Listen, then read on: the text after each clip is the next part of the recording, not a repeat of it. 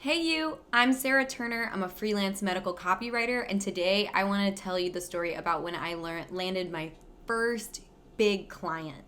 And I'm going to start with this client instead of my very first client because my very first clients came from a content mill. And so I was writing for 3 cents and 4 cents per word. I was getting paid like $30 and $40 for 1,000 word blog post. It was miserable. So I'm going to actually start with my first big client I got from cold emailing, which was about a month into cold emailing. And I was so nervous because up until that point, I had mostly been writing for content mills and they were seriously taking advantage of me. This is why I'm a huge believer in cold emailing, especially when done well. Some people are kind of iffy about cold emailing, but it's because you really got to put the time and effort into making it really personal. So this is my first huge client by cold emailing about a month in. I was so nervous. I was kind of a mess, to be honest. I was freaking out. I called my best friend and my partner at the time, was telling them about it. I was so scared because this was going to be a trial piece to see if we would continue working together. And so I was totally blindsided by it all. I didn't think it would work, but one of the great things also about cold emailing is that I got to choose this client. This is somebody that I respected, whose work I really admired, and I wanted to see if I could work with them, and they actually responded. So it was really crazy. I was so nervous. And to write that one piece, which was 1,000 word blog piece, it was actually in response to a study that had just come out about how coconut oil was bad for you. It came, I think the American Heart Association had released this study. Anyway, it was a big deal in my niche, which is health and wellness. And so I was freaking out because not only was I writing for somebody I really admired, but I was also writing about a study that I knew people were going to be looking for answers on. So it was a really big deal to me. And I, again, also keep in mind, this was only my first month of cold emailing, so I didn't have very many clients of my own yet. I was mostly still doing that work from content writing, or content mills rather.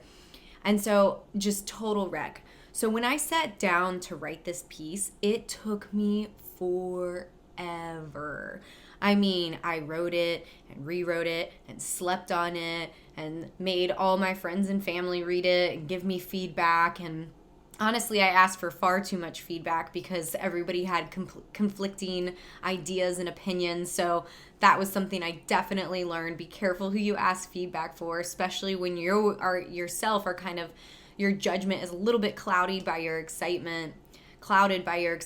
And so, it was just really exciting and scary and nerve-wracking. So I wrote this piece. Luckily, one thing I did know to do was to give myself enough time. So I said I would because we were trying to weigh in on a study. It was a little bit longer than my normal deadline of a week, but I still gave myself 3 days, even though he wanted it right away, as a lot of clients do. So I was like, no, I need 3 days it takes me time to do the research and write. And anyway, so I was really glad that I asked for those 3 days because something that is really important about writing is sleeping on your work. Definitely give yourself a night or two if you can to really sleep on it and let yourself come back to it, because often what I have found is it's not nearly as bad as you think it is when you first crank it out.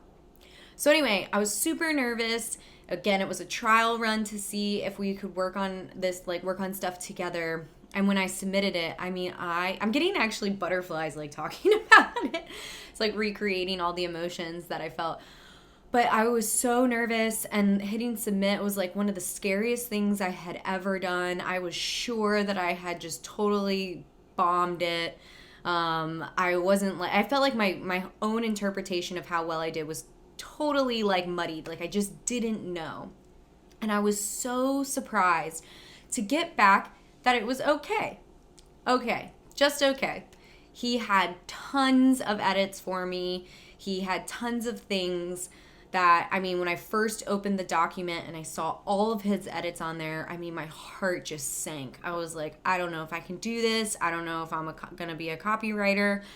I don't know if like this is like the thing for me. Had all that self-doubt, all that imposter syndrome, and it was just a little bit heartbreaking. I almost like my eyes kind of went blurry and I could barely read his edits. So it took me a second to calm down. And then when I read his edits, I started to notice, and this is something that I've come to learn is really common in copywriting, is that his edits were actually mostly like personal opinions, things that were specific and unique to him. So as I was going through, I started to feel a little bit better. I was like, oh, this is just a lack of me being familiar with his work and his opinions. And so I can kind of reframe it like that. So I quickly responded and said, hey, I'll get these edits to you right away. And, I'm so happy to see that most of the edits you have for me are personal preferences, and I will get to know those really quickly. That's something I think that I really excel at, is getting to know my clients' preferences.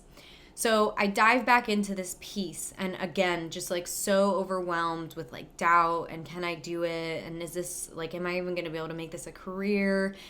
And so I started working through the edits one by one and really just focusing on each individual edit. And I like poured my heart into it. And again, it took me far longer than it takes me to write today.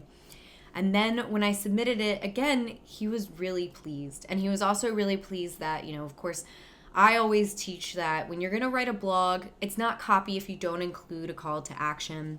And so he wasn't even thinking about doing that. It was just going to be a piece for his website. So we included a call to action for a program that he had and a book that he had, and he loved that. That is why, I really think it pays to educate yourself as a copywriter, even if you're going to write blogs and not dig into the more true forms of copy, or the more serious forms of copy rather. Like, always have a call to action. Like, make every piece you write have a purpose. So because I really did that and I incorporated it actually throughout the piece, he was really, really pleased, because that was something that was unexpected for him. Most people who were writing for him up until that point were just doing content for the sake of content. And so he ended up being really pleased, and it got published, and it ended up being this really beautiful tipping point for me, because it was something that I was able to say that I'd written for this person. We actually went on to have a working relationship and doing more work for him. But he was a very intense client. I'm not going to sugarcoat it. And it was really hard to work for him too. So that was my first big client that I got as a freelance copywriter who was not working at a content mill, just being handed whatever job wherever you go, or whatever they had, I mean. And so, just keep that in mind. That's why I love cold emailing, because it really gives you an opportunity to reach out to your heroes. I have so many students who get to write for their heroes now because of cold emailing. That's why I really believe in it. And some of the biggest lessons I learned were, one, that a lot of clients just have personal preferences, and it takes a little bit of time to get to know them. And so I started setting that expectation early with clients. Like, hey, that's why I always recommend a first test piece. The first test piece is great because it gives you a chance to see if you like me and if I like you, if we're going to be good working together. And that also frames it as in you are not an employee, which is super important as well. So when you word it like that, like, let's do a test piece together, see if we're a good fit, then you are also setting the stage to kind of be on an even playing field with them, which is also super important. And again, careful with the amount of opinions you get from friends and family or whoever, because one, they're not usually trained in copywriting, so their opinions really might not be spot on. And then two, getting too many opinions can actually make things more nerve-wracking, more crazy. Just, it can make you doubt yourself so much more. But it wasn't a total disaster. It was mentally up until the final part of the project. I learned a lot. I learned to also try and not take edits personally. They just are giving you feedback, and we all need feedback to get better.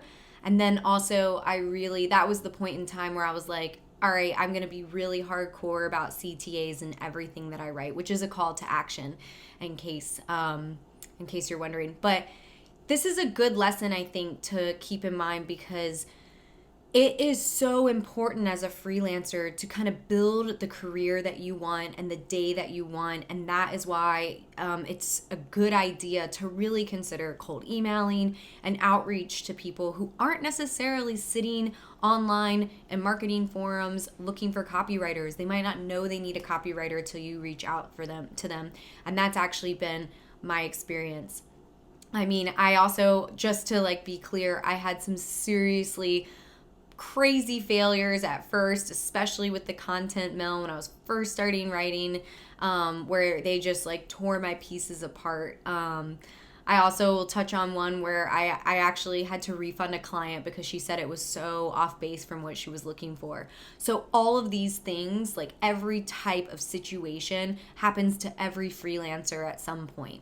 So keep that in mind, and it is just more important than anything that you learn from your mistakes and you grow. Because the only way that something is a failure, and I really believe this, the only way that something is a failure is if it actually makes you give up.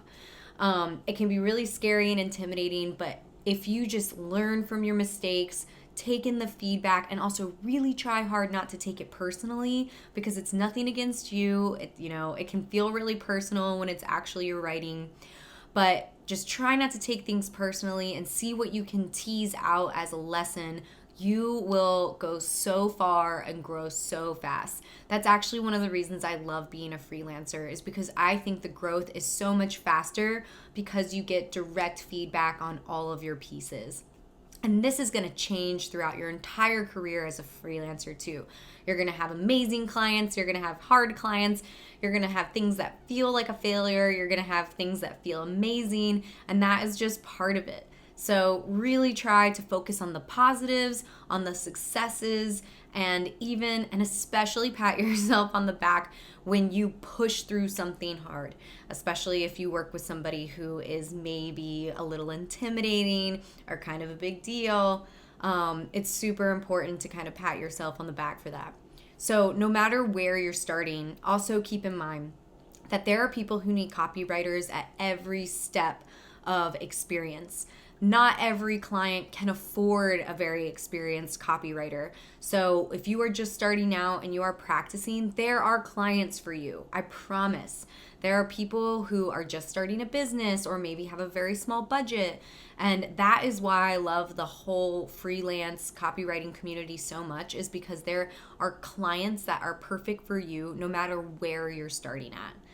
So that was a story that was about 5 years ago. I feel like a lot has happened since then. And I just really want to encourage you to consider looking into cold emails and really taking the time to craft your business so it's exactly how you want it to be, working for the kinds of people that make you proud to work for them. So thanks for tuning in. If you like that, hit the thumbs up. As always, share in the comments what you want to hear more about, because that is where I get a lot of these ideas. I love hearing what you guys have to say. And don't forget to hit that subscribe button. Have a good day.